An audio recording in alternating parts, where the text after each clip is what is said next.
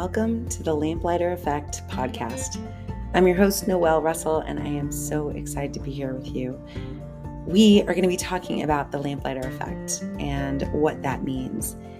It really is a collection of 12 principles: love, ambition, mindfulness, purpose, leadership, imagination, gratitude, and harmony, trust, enthusiasm, resilience, and success. And on this podcast, we are going to bring all of them together to show you what it takes to be a truly authentic leader in this world. We are so excited that you're here, and I hope you enjoy the episode.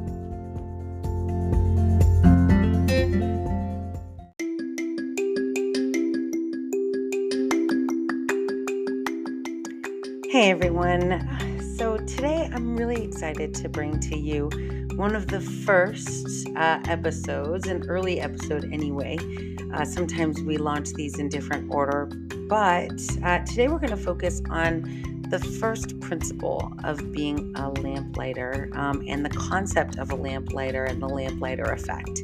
Now, I have had an opportunity throughout my career to be able to kind of see this in action, and I think it's pretty exciting. One of the things that I like to do is, I like to be in a room and be able to show people, and really my hope is that I'm able to show and demonstrate something that they'll be able to see and feel long after I'm gone. And that's why these terms kind of are all part of being a lamplighter. It's like that lamplighter back in, the 1800s or early 1900s, where they'd go and light these oil lamps on the street. And I remember reading in this book, the autobiography of Benjamin Franklin.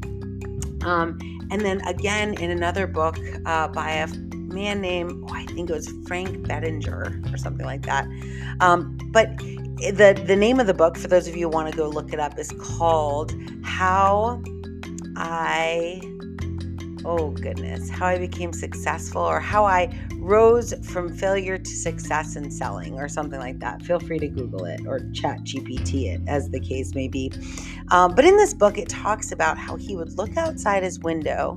This is Frank, as a kid. He would look outside his window and he would see these lamplighters, and how fascinated he was that even though, as they moved further and further away, even though he couldn't see the human, he could still see the lights that they would turn on as they went. And it always gave me goosebumps whenever I read this part of the story, because I knew that that's who I wanted to be, right? I wanted to be that person that even though you couldn't remember my name or you couldn't remember where we met, you would remember me by the light that I shed on some idea or some topic.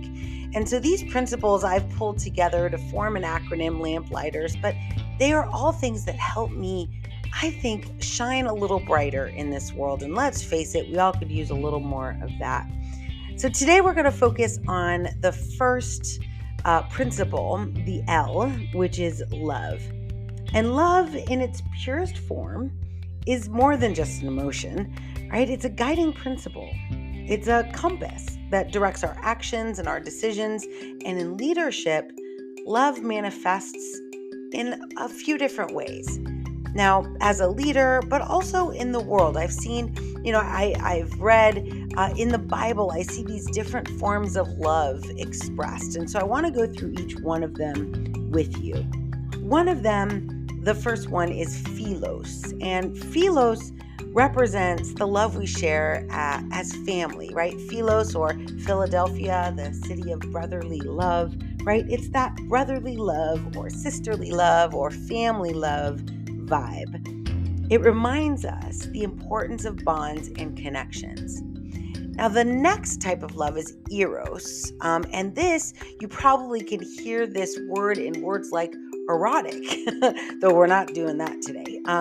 This is more about your relationship with that very special person in your life. In my case, my husband, right? My partner, my ride or die, as I always like to say, right? This is associated with romantic love, and it speaks to the passion that we bring to our relationships. One of my favorites, though, of all three is agape. Agape is love for humanity. It drives us to act with kindness and compassion towards everyone. And let's face it, sometimes people in our lives, whether good friends or casual acquaintances, whether people who manage us or we manage them, they end up maybe not being easy to have affectionate feelings towards, right? Maybe just like a quote I always like to quote or use from Bessie Anderson Stanley. It's called "What is Success?" Often in the middle, she talks about the betrayal of false friends. And sometimes people will betray us, or gosh, I don't know, consistently, I suppose people may betray us. But what can we do to always, regardless of how people are treating us, how do we come from a place of love? It's a very discipline-driven activity, behavior, cognitive skill, character skill, but it does require, I think, for you to think very deeply about, where are you coming from? Not so much who hurt you and how did they hurt you and why did they hurt you, but more, who are you going to be in this moment? And I think that's really a difference that a lamplighter type of leader can make and be in an organization, because no matter what happens to me, no matter how bad someone treats me, I still wake up, I have a smile on my face, and I try and help every person I work with. Now, that doesn't mean I'm a doormat and that I let people walk all over me, but it does mean that I lead with love, that I choose love as much as I can. Now, as leaders, it's important to kind of think about how we might embody these forms of love every day. I typically like to journal. Today, actually, on LinkedIn, I posted a little bit of information about how to join a pledge that is hosted by the Martin Luther King Jr. Foundation, the King Center, I think it's called. They have a pledge called the Be Love Pledge. And I absolutely love it. I won't read the whole thing to you. I encourage you to go out to Be Love and sign the pledge yourself. However, I really think there's pieces of it that I want to share with you. And again, you can go out to LinkedIn and see this. You could probably look it up on my feed. But I'll share with you just a little bit of that pledge. I pledge to allow love to drive my thoughts, words, decisions, and actions, and honor the humanity of every individual. I pledge to speak the truth to power in love. I pledge to focus on defeating injustice and not destroying the person. I pledge to support leaders who demonstrate love for humanity. I pledge to promote unity and refuse to perpetuate or magnify division. I pledge to demonstrate a life of courage, care, and compassion as I boldly confront anything that stands in opposition to love. Man, that makes sense to me.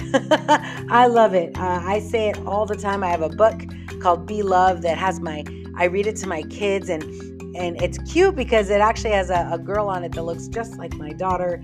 And we talk about it, and we say that pledge, and we look for love. So much so that I'm just going to share this with you. We find heart-shaped things everywhere. In potato chips, we found a heart-shaped chicken nugget. I have a heart-shaped birthmark on my thigh. I'm just telling you, if you look for love, you will find it. If you lead with love, it will serve you well. And I think this pledge is really important. So it'll be in the show notes. Please feel free to take a look and do your best. Now, I do think that it takes more than just talking about leading with love. Obviously, it does take action. One action you can take is taking this pledge, but it's also about living in a concept known as congruence. And I don't know if you've ever heard that term before, but congruence, in my mind, it actually relates to this concept I learned in church a long time ago called the Trinity, right? Father, Son, Holy Spirit. In New Thought religions, they map that to thought, word, and action. And congruence is very much, do you think, whatever you think, usually ends up turning into the words that you say, which usually transcends into the actions that you do. But the beauty of being in this human experience is that you get to choose what you think and then choose what you say, and choose how you act. So you get to create this congruence that I say a thing, I make a promise, and then I speak words that are kind and supportive of whatever I think, and I do the things I say I'm going to do, which is really powerful leadership quality. And shockingly, I don't see it as much as I wish I did. Now, to lead with love is also to value people over products. It's one of my mindful leadership virtues. It's about fostering an environment where compassion and empathy aren't just words, but actually actions. And it's about living in congruence with not just what you think, say, and do, but with your core values. How do your core values show up in the way you think, speak, and act on a daily basis? Now, I also have this concept I came up with a few years ago called being a love-fluencer. Kind of like influencer, but with love. And being a love-fluencer, I came up with this idea. It was really funny. I think I woke up on a Sunday morning, and when I woke up, I was like, oh my gosh, I want to be a love-fluencer. The word just popped into my head, and I immediately knew what it meant, or at least how it felt, which meant that I would not be afraid or ashamed to tell good stories, happy stories. I would not be afraid to tell a story of maybe betrayal or maybe of a leader that let me down, but tell it always with a happy ending. How did I get past it? I don't usually like to talk about something in the messy middle. I'm not saying I don't have a messy middle. I just like to wait. I like to play it out. I like to see how things go. And I am so confident that that will turn into a positive experience. I then like to share that with people. And I feel like I would love to see more love-fluencers in the world, right? Those that want to influence people with loving experiences that they've experienced themselves and that they can encourage others to experience as well. Now, a love-fluencer, typically, they know who they are and they're fully present in their life experiences. At least this is what I try to do. I'm also, authentically trying to stake my claim on the vision of the world that I want. So every day, as part of my morning routine, I write down my goals. I want to have a $3 million revenue year in my business. I want to be able to employ 5 more people. I want to be able to have, clients that I love, that are congruent with me and my core values, that I can serve at the highest level. And then I also think through, how do I help the world be better? How do I help it be more accessible? How do I help it leverage technology in a responsible way? These are all things that I care about, and I write them down in my journal every morning. I actually write them down twice, once in the morning, and again, those same goals in the evening.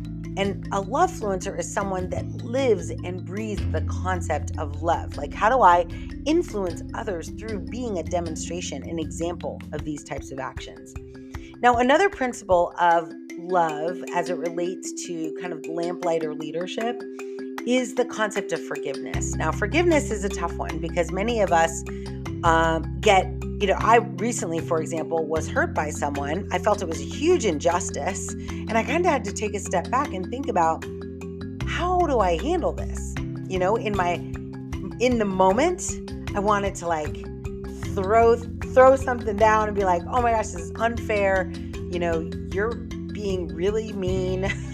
You're not treating me very nicely. You're lying. I have these emotions around gosh, you're a terrible person. How could you do that? And I think it's okay to have those emotions, right? I personally let myself, I always say, feel the feels. And I usually give myself 90 seconds, maybe a day if it's significant, maybe longer if I need it. But I give myself a few seconds to kind of feel the feels of that anger and bitterness and resentment and all those emotions that come up when someone hurts you, and and you feel like an injustice has been executed against you, but once I get past that, I always say, feel the feels, then make a plan. Don't get stuck in those feelings. Don't get stuck in that place of where the problem, the challenge, the injustice defines you. Use it as an opportunity to launch yourself in a new direction, to get into a solution architecture mindset. How are you going to architect a solution to solve this problem in a new way? Because the path you're on isn't working, right? I always call it sometimes you get the cosmic 2x4, right? Where you get whacked off your path and you're like, what just happened? But then you take a second, you feel the feels, and then you make a plan. And that plan always, in my experience, and I'm telling you dozens and dozens of times, without fail, my plan leads me to a higher, better, more service-oriented, higher impact place than where I was before. I just need to be willing to forgive. And in that moment, I forgive myself for any of those feelings that I might have had that are not in really true alignment with who I want to be. I forgive the person who was, who basically caused me to feel that way, or I felt caused me to feel that way. And then I even think broadly about systemic bias and the challenges in humanity and why people are just mean. And I forgive the world. And the benefit to that, is that once you start moving in this direction of forgiveness, you can move past it. I think it was it Tony Robbins? One of you can reply to the podcast and tell me. I think it was Tony Robbins, but it might have been Marianne Williamson. But I remember someone saying, that holding a grudge or being angry at someone is like drinking poison and expecting the other person to get sick, right? You're the one holding onto this thing and it's actually hurting you to hold on to it, as opposed to when you let it go, you can now move into that plan. You can do something. You can solution architect a solution that solves for that problem in a bigger, better way. So I am a big believer. Again, I don't say that you should not process something. I'm not encouraging. I am not by any means a psychologist or counselor. I'm simply sharing with you what I do. And I take a breath. I feel the feels. I might even cry and, be really upset. But as soon as I can, and really maybe even slightly before I feel I'm ready, I move into that place of how do I make the world better because of what just happened. And that, I think, is a pretty powerful place to be. So forgiveness is key. Now, another leadership principle associated with love is around patience and kindness, the strength of love. Now, I'm sure you've probably heard the quote at a wedding or maybe at church where in the Bible, there's a quote in Corinthians, love is patient, love is kind. I have the entire quote over, it's actually in our dining room area, right over where everyone sits. And every so often, one of my younger kids will read through the whole thing. And I just love it because it says so many important things. So many things that we often hold on to that keeps us from leading with love. Holding on, wanting to be proud, wanting to take credit, wanting to, be first and best. All of these things that deteriorate our ability to move forward and to have relationships. Now, I will tell you though, injustice in my world is often about people not giving credit where credit is due or dismissing my value. And in those moments, I am not thinking love is patient, love is kind, I don't boast. I'm going to let the world know what I'm good at, and I'm going to deliver the best possible service and products that I can into this world. But at the same time, it's really important to realize that with love comes patience, because not everyone thinks the way you do. Not everyone thinks or is growing or is, jumping into new opportunities in the same way that you do. So I think it's really important to be aware that not everyone's going to grow at the same pace. I have 6 kids, right? And they all are so drastically different. I have some that really struggle with mental health. I have others that are so bright and, bubbly, kind of like me, right? And they're all very, very different. And I need to honor them exactly where they are and be patient with them and with myself as we learn to grow together. Now, one of my favorite aspects of love in the Lamplighter methodology is being a light of hope. I used to say that I'm a hope dealer, right? As opposed to a drug dealer, I deal hope. And the reason I would say that is because I would often go into schools like the one I grew up in, inner city schools, underrepresented schools, marginalized schools, and I would talk to them about a path that they could have in artificial intelligence or in technology. And I would see in their eyes this thing would happen right around halfway when I started demonstrating things that they already knew, like Roblox or VR. And they would be like, wait, I could work on that? I could do that? And their mindset immediately shifted because it wasn't even accessible or available to them. It was really incredible. So being, the light of hope, being willing to go to places that maybe aren't an amplification of who you are, but are a shadow where you can go to the place you were 5 years ago, 10 years ago, and help bring people along that are looking for someone that looks like you, sounds like you, to go, yeah, you could do this. Look at me. I'm just like you were 5 years ago. This is your future. This is what you can have.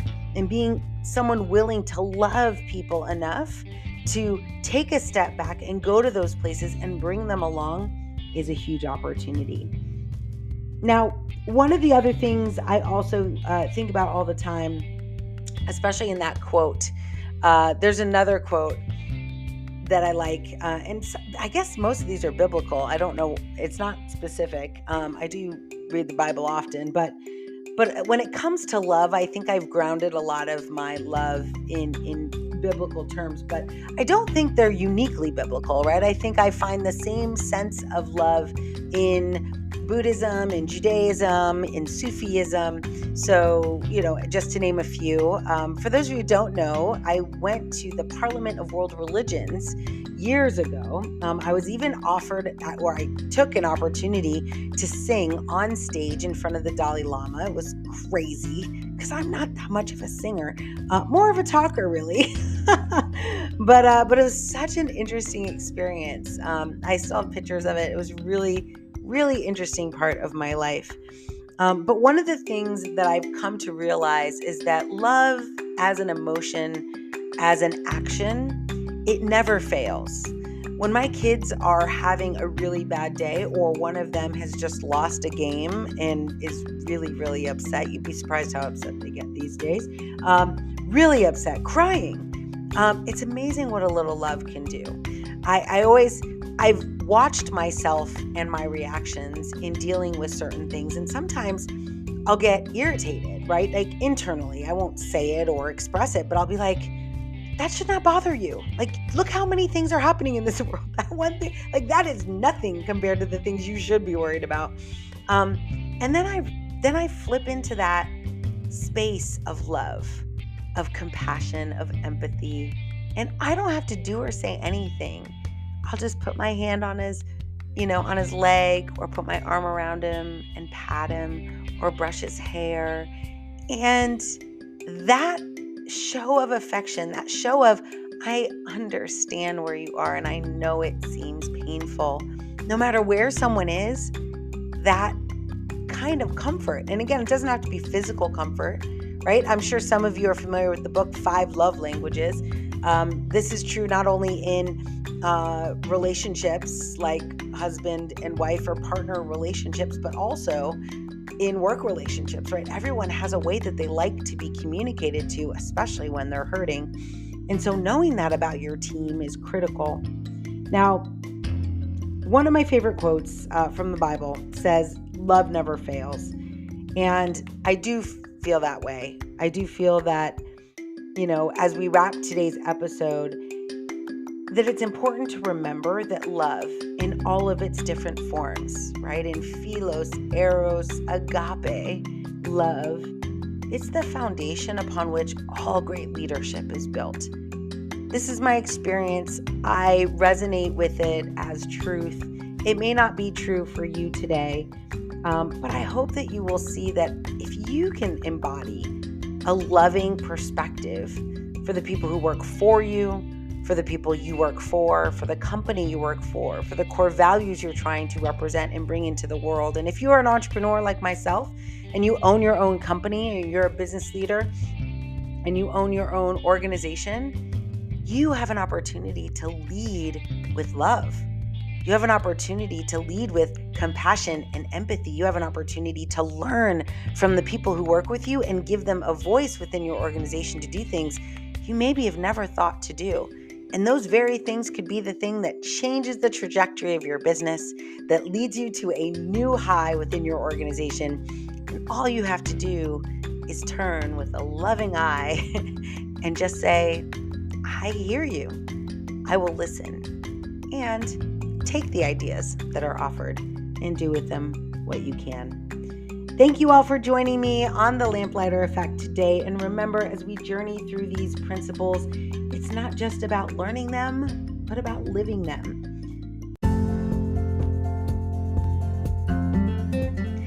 Thank you for tuning in to the Lamplighter Effect. I'm Noelle Russell, and it's been a privilege to share this time with you.